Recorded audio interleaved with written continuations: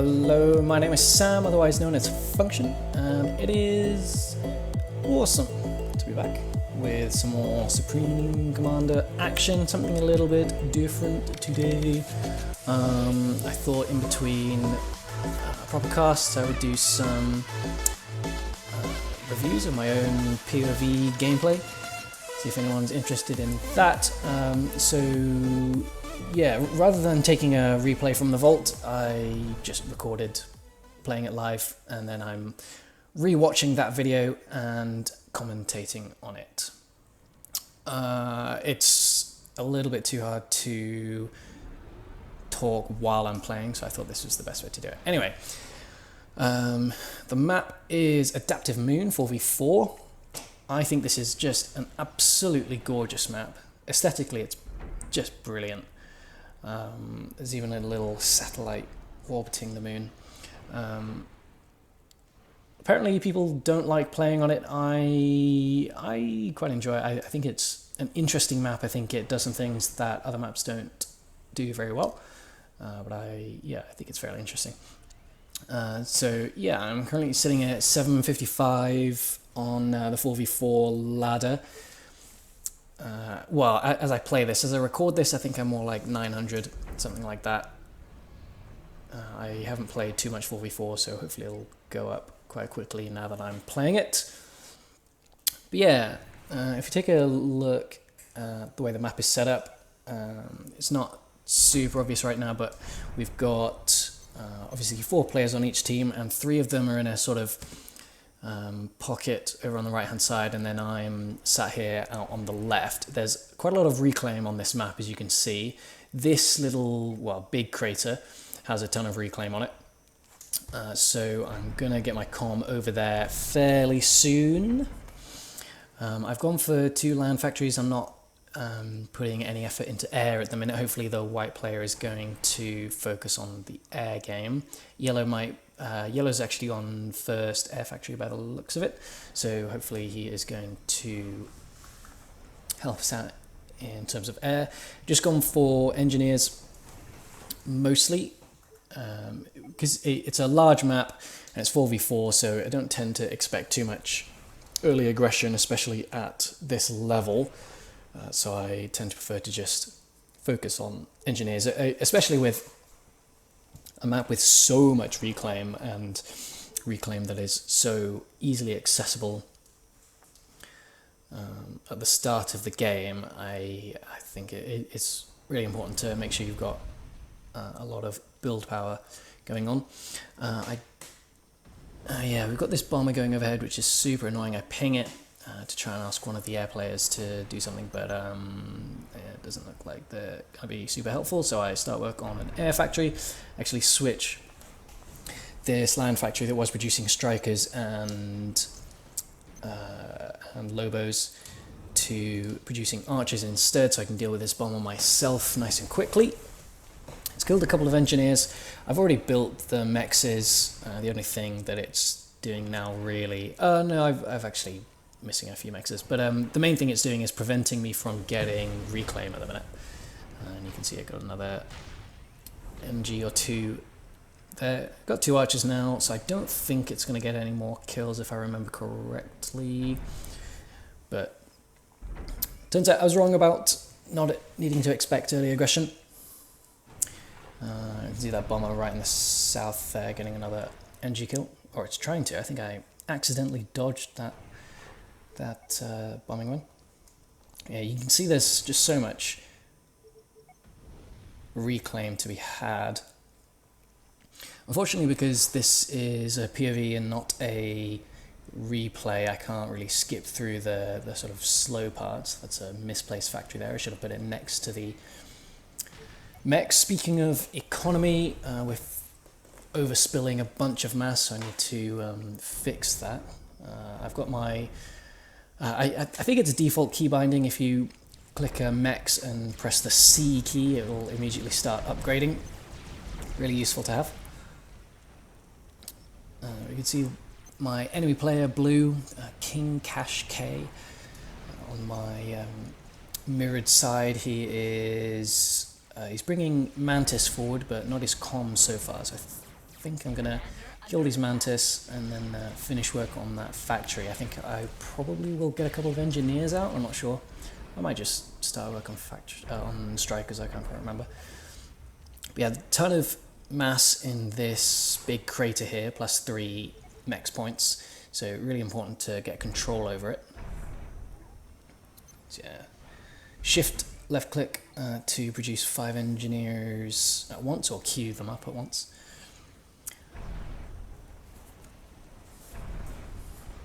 Big row of factories. This is, I feel like this is a map where it's really important to keep up early pressure, because you can, there are sort of lots of little steps of territory to gain that are really useful. So you can gain control of this big crater, and then you can gain control of the 2 mexes to the northeast up here. I was zooming in because I was mad about the pathing that was going on. My commander was walking around all over the place, but you can see King Kasha has brought in his commander into the mix there.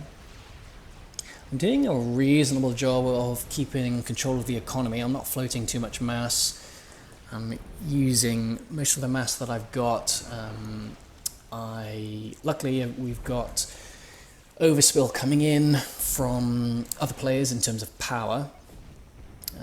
I don't want to go com to com, to be honest. I don't like getting into those risky situations. Getting both comms low and then, you know, one of the comms gets sniped, it basically turns it into a 50-50, and I'd rather... I think I've got an advantage if we just play it straight up, so we won't go for the coin flip. See a ping coming out, but it's all the way on the other side of the map, so I'm not going to bother too much about it. But yeah, so I brought my comm back to the edge of the crater, building up a force to attack with. I've got a PD built now, I think, yep. So if he tries to attack, I noticed that he didn't have a bunch of artillery. It was all Mantis and I think a couple of mobile anti-airs. So the PD will basically completely prevent any attacks that he tries to make. As you can see, he has built a PD of his own over here. But I always build Lobos basically. So I've got them to hand. On 4v4 maps, I generally like to build more Lobos percentage-wise than normal. I think on a 1v1 game, I build 4 strikers and 1 Lobo and put that on repeat by default. And then on a 4v4 game, I usually do more like 2 strikers to 1 Lobo or 3 strikers to 1 Lobo or whatever. Got some archers in the mix because we have seen that his teammates have got some offensive air units out. He's going in for a push here. I'm just going to draw back over to the PD that I've built. I'm stalling power a lot, so I've just paused that. Air factory. Air units take a ton of power to produce.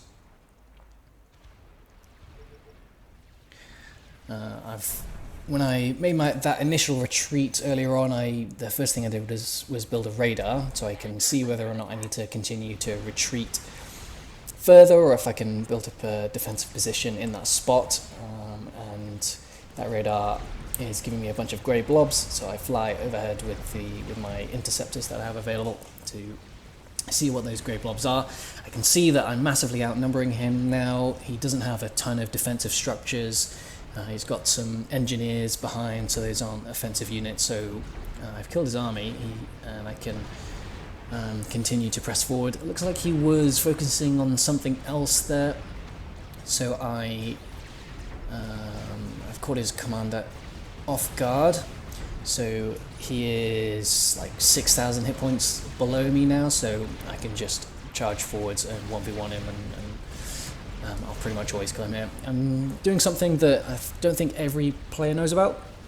With the units, you can select a bunch of units, right-click somewhere, and they'll do a move order, like you know. But if you, I think it's Shift G by default. If you press Shift G, instead of it being one big move command for them all and they line up in a big long line, if you press Shift G after telling them to move, they will all try and converge on exactly the same spot. So when you're chasing after a commander, it's really good because you can press Shift G, or I've got it bound to T. I don't know. I think the original key binding is Shift G. You press the button, and they all get in behind the commander and bump him and make it really hard for him to retreat. I can see that I'm going to be using my commander offensively, so I built some power storage, so I'm able to kill some Mantis. I actually wasted that overcharge there, but it's fine. I've got tons of power generation coming in. Just clean up the structures that he's left behind, and then we can consolidate our territory here in this big crater. Probably, I think what I'm going to do here is build another factory and produce a bunch of engineers out of it and start reclaiming all of that mass. All the mass that was in the crater originally, plus all the mass of the wrecks left behind after that little engagement there. It's probably, I don't know, 20 or 30 T1 tank wrecks, so a decent amount of mass. So this is why I thought this was a fairly interesting game to review, because my player over on the right hand side there, over in the opposite wing, he died, and we've got full share on, so luckily I take control of his entire base. Well, you can say luckily or unluckily. So what I did, I selected all of the factories that I just gained control of, put a general build order in of, I think, 4 strikers and 1 Lobo, put that on repeat, send them into the opposite large crater on that move command, and then I kind of leave it alone mostly, because I don't want to split my attention, because if I kind of try and fight on 2 fronts, I'll lose both of them. So I do sort of a general order to produce a defensive army over on that right hand side, and then I shift my focus back over to this left hand side where I've got my commander. Don't think I've got any upgrades on the commander right now, so I'm not using him super aggressively, but you can see I'm using those units on the left hand side aggressively to chase Orange's commander. I'm using a little bit of APM because I don't think the situation is too dire, so I'm using a little bit of APM over on the right hand side to build a radar. I can periodically check to see if there's any encroaching armies. I'm kind of running out of units, not really. I'm pushing forwards, but there's a lot of defensive units plus some T2 gunships in the area. So I don't think this push will come of anything. Yeah, you can see a couple of nice overcharges from my opponents there. Leave me in the dust a little bit. I've got some Flapjacks, the UEF mobile missile launchers. They're a pretty nice addition. Once you tech up to T2, I like to produce shield generators, mobile missile launchers, and either pillars or mongoose, depending on the situation. Plus the mobile anti-air if you need it. I'm floating a ton of mass here, 5,000 mass, so I've paused 3 of my T1 factories and I've started them upgrading to T2. I think I've also started producing a T2 power generator. Yellow actually dropped his commander over here, which I think is really dangerous because we don't have control of the skies, but he got lucky. His comm didn't explode, but he is using that commander aggressively. I'm guessing he has a gun upgrade on that comm or something like that, so he's decided to use it aggressively, so I will push forwards with my units as well. You can see here we have built 2 T2 power generators, so I'm going to start working on some air production now. I think at this point I felt like the push that was going on the left hand side was a bit, it was sort of going to take care of itself. I didn't need to put a bunch of concentration into it, so I checked over with my right hand side, and I've got a big army built up, so I use it just for a nice raid going around the back. There's a couple of mechs points there on that northeastern side, so my units will raid up there, because I'm not getting any pressure on that right hand side, so I've got tons of units that are just doing absolutely nothing, so I might as well send them on a little raid. We've got orange a little bit singled out here over on that left hand side. Just my T2 land factories have just finished, so I start them on the same build order as my T2 HQ, and you can see Orange's commander there. I had some units that they were pushing. I think they were chasing after blue, so they kind of got in behind. Now they're in behind orange here, so I'm kind of sandwiching him in with the assistance of yellow.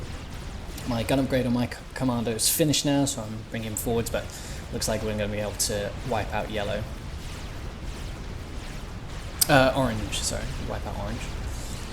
Got T2 from blue, so something to be a little bit concerned about. Luckily though, I've already made the shift to producing mostly T2 units, so we should be okay. Decided to build up a little firebase. In a situation like this, I've got, I think I've got T2 on the commander, so yeah, I could produce a T2, what do you call it, radar. I'm actually not going to kill this orange commander. That's really annoying. So he's going to get away. I think. Do I have any Januses or anything like that? Yeah, I do have T2 on that commander. So yeah, there we go. So we're producing Januses now. So we should be able to chase after that orange commander and finish him off. The grey enemy commander is in the mix now. So we're sort of 2-on-3, and yellow is kind of caught out here. Orange is going to have to fully back off, but blue and grey are going to start chasing him down. We've got sort of a decent number of T2 units, so we're going to have to bring them over to try and protect yellow, and that shield generator actually gets destroyed, which is super annoying, because it's quite expensive, that thing. And I built that triad in a really stupid place. Now I can't build on the wreck of the shield generator, but it's not a huge error. We're not in a huge amount of danger there. All I'm really trying to do is protect that T2 radar so we can get a huge amount of information on the area. Keeping up with my economy upgrades.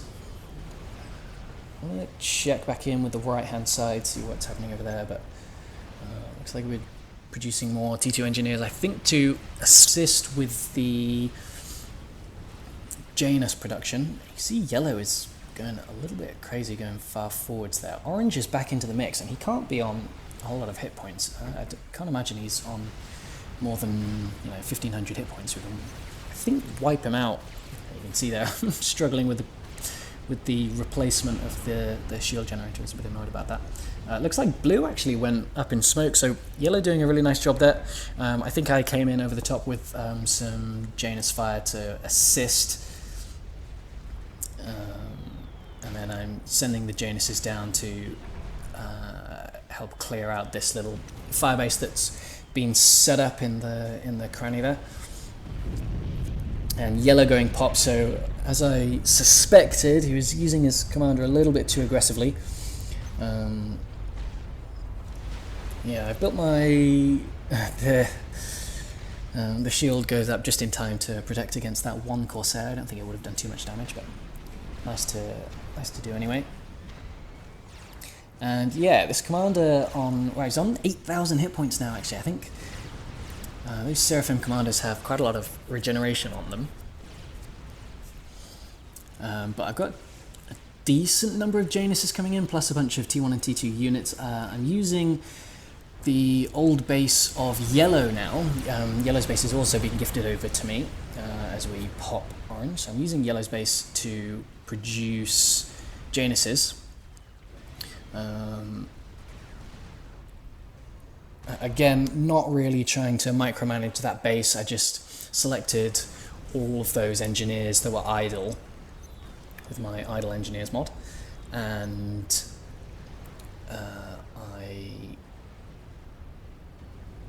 just right-click them to assist the T2 factory that Yellow had produced. So I'm producing Janus's over there. I've actually got a Mex missing in Yellow's old base, and I don't think I ever noticed that. So that's a mistake that I've noticed just now. Not a huge mistake, we're on 200 mass per tick, but it's definitely something that could be easily fixed. Very little investment to fix that mistake.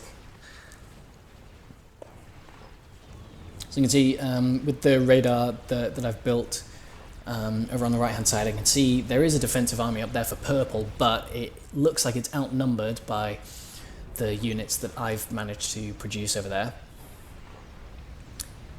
Yeah, you can see I'm zoomed in on the base and I still didn't notice that Mex was missing. If I had noticed, I definitely would have built it, so it's a concentration error by me.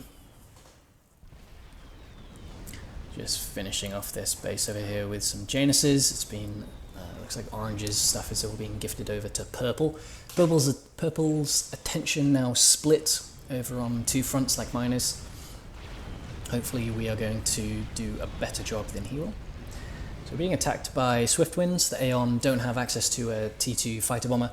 They have the Swiftwinds, which are only air-to-air. They're sort of a halfway point between interceptors and ASFs. They're better in air-to-air than fighter bombers are, but obviously they have no air-to-ground capabilities, so they're specialized. I can see there are T3 units now, Harbingers presumably, from Purple. So I start building a few more Triads. But I think that was Purple's defensive army that he's brought from the right-hand side over to the left. Yeah, you can see that right-hand side, sorry, is wide open. So I think hopefully right here I'm going to move in that large force of units. Yeah, there you go. I've realised Purple's mistake and I'm going to punish him for it. Got a bunch of flapjacks on that front line on the left-hand side there, sort of trying to damage Grey's little firebase. I actually do get a shield kill, Cybrin with just woefully inadequate static shields. Really, really not good. He's built up, I think that's 2 zappers, but I'm able to get through them. And I actually moved those flapjacks over to try and kill the Harbingers. Unfortunately, I pulled them into range of the Cerberus turrets, so I tried to move them back over, but yeah, Janus going after the power of Purple over there, and then once that's killed I start going for his mass production. It looks like Grey actually had a T2 power generator that I think I should have gone after with my Januses there. You can see just here. Oh, I just realized that I'm not recording my screen, so that the movements I'm making with my mouse aren't useful to anyone. But you can see in Grey's base there's a T2 power generator. A few Harbingers trying to defend against my T1 spam that's moving in. Harbingers are really good against T1 units, but I've got so many of them that it's not enough to defend against me. I've actually, I think this was a super important decision that I made. I pulled the comm all the way back. My comm's just not going to make a huge amount of difference. The only thing my comm can do really is die. And I suspect that if White has to fight Grey and Purple 1v2, there's a strong chance that he'll lose. I think this game should be pretty much in the bag at this point. So I don't want to do anything silly. So I bring my comm back to the safety of my base. Much easier to defend him all the way back here. Not exactly sure what I'm doing here. Adding in, I added in some skyboxes, I think the T2 mobile flak. Plus another round of the regular build order. A bunch of Corsairs from Grey flying overhead. So I just want to make sure I'm not vulnerable to a snipe, especially with all my air units out on the offensive. So just edge those flapjacks forwards, just be a bit of a nuisance for grey. And there's a little firebase there. So my T1 units, I think they've actually outrun those Harbingers. I'm not sure if they're actually faster. I can't imagine they are. I think purple just focusing his attention elsewhere. So I get my T1 units into in behind those Harbingers and get them in the main base of grey and get a bunch of T2 mexes, some power generation as well. So I'm actually going after the HQ of purple's air production there, just to ensure that I've got control over the skies. And here we go, you can see, I think this was basically the enemy team's only possible play. It was to bring both of their commanders in and try and kill me, but I already pulled my commander back. I get purple nice and quickly. They do have T3 units and I don't, so it was you know,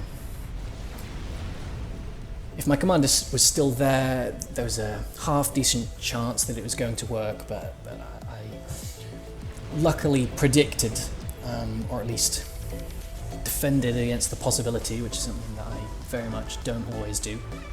So I was quite happy with that, I think. And then we get the last snipe and we win the game. I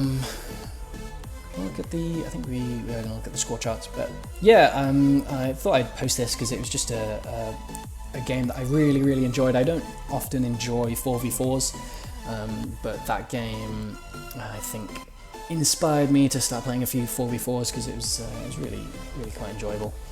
And I really want to show off Adaptive Moon. I think it's just such an attractive map. Even if people don't like playing on it, I at least like looking at it. Yeah, anyway, let me know what you think of this kind of video, if you think it's interesting, useful, fun, whatever. Just let me know what you think, and tell me what you think of anything that I've said, any mistakes that I missed, anything that I put too much emphasis on, or whatever. But yeah, thanks for watching. I will see you next time, hopefully with a normal cast. See you around, bye.